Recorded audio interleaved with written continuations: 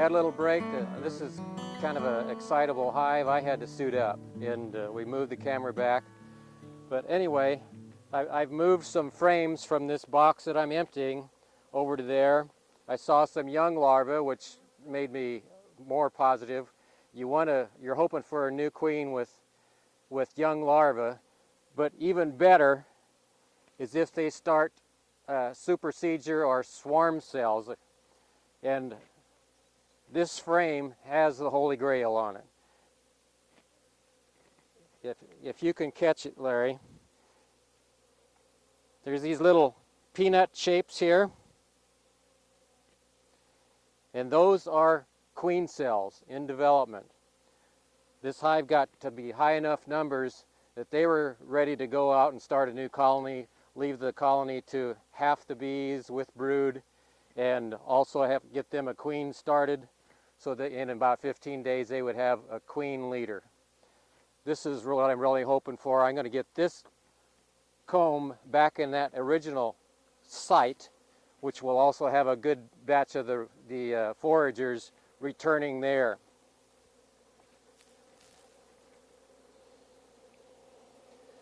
I will try to place it somewhat centrally so there's good heat to keep the brood going.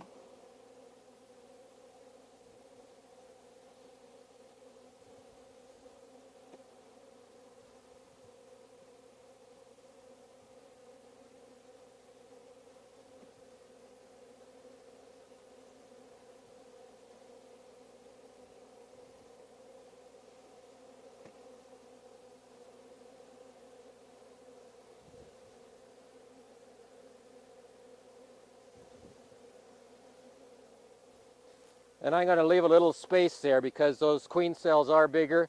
Instead of probably having a 10 frame hive, that one will be 9 to allow for that space.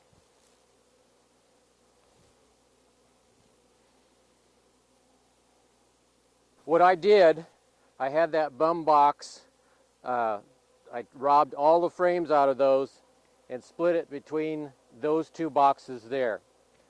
We did find 2 good queen developing egg cells, so I split that between those 2 colonies. That third box is as it sat before, and by the number of larvae, most of the queen work had been in this lower one. So I'm a little questionable whether I'll have a queen going in there, but they will start, and even if that doesn't have a young enough larvae to start a queen, they're making honey like crazy. If I find out that it's queenless, I can either go buy a queen or get one from a friend. And worst comes to worst, I can just add that deep box back to another hive. That'll be good workers, good honey. There's lots of honey in all these for not hitting the main honey flow yet. They've done well with just the fruit trees, the dandelions, and the early blooming things. In my hand here is what is called a drone frame. It's plastic, which, as I told you in previous times, bees don't like. I tried this in this hive and in the other hive last year. This hive wouldn't touch this. Now this year they have filled out with comb, and it's full of drone larvae, or half full. The idea with this is that the varroa mite likes bigger comb size, likes to lay its eggs in drone pupae, because they take an extra 3 days to develop. That gives that mite time to develop more too. So the integrated pest management goal here was to let them go ahead and draw this out, lay drone eggs. That would attract the varroa mites. Before this could hatch, you remove it and freeze it. Put it in your deep freeze for 48 hours. It kills all those drone cells, which will probably be a trap for the varroa mite. You take it back out. You don't even have to clean it up. Put it back in the hive. The bees will take care of it, and they'll go again. Excuse me. The time frame is that you just need to get in there before the 24 days before they've hatched again, and repeat the cycle. Have them filled out, close to hatching, freeze them, and start over. Now, I think what it's mostly done for me is created an excess of drones and more than you need to fertilize the queen if she goes out on a mating flight. Ross Conrad in Natural Beekeeping says, I can't see killing bees for any reason. He's a Jainist Buddhist, so that kind of harm is unacceptable to him, and I can see why, but I don't like it for the plastic. I'm not going to put it back in. I'm not going to mess with it anymore. These hives are split up.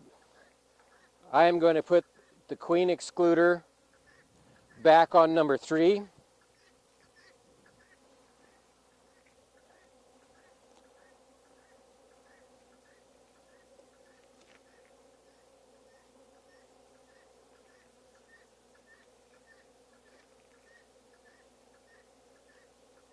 And then I'm going to put that honey super back on 3.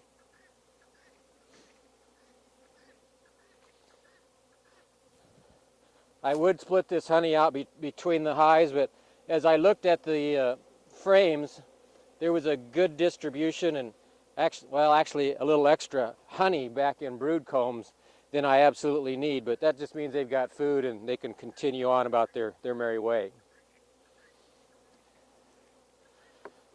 This is an inside cover, and that gives you something small and maneuverable to put on so you don't smash bees. I try to be very careful.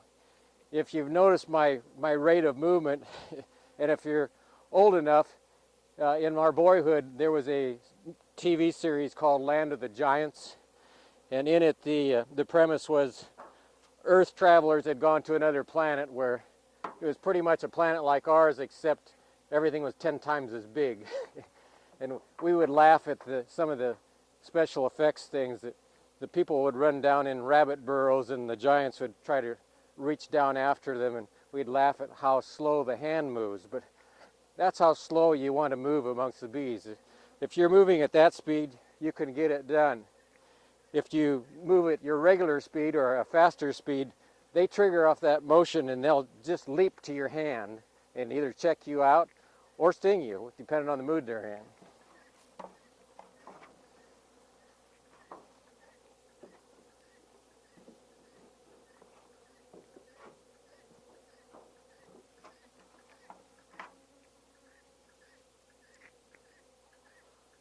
Okay, I'm going to cap back up, and this one hive and inside cover are just a little bit larger, so I got to match things up accordingly.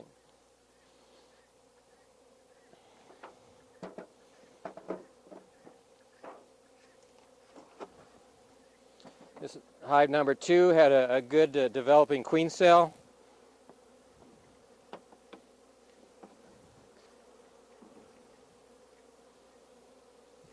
As did hive number 1. And try and look as I might, I did not locate the queen today. I know she's alive and well because there was a nice young larvae and also a cell that the other bees decided to develop into a queen cell.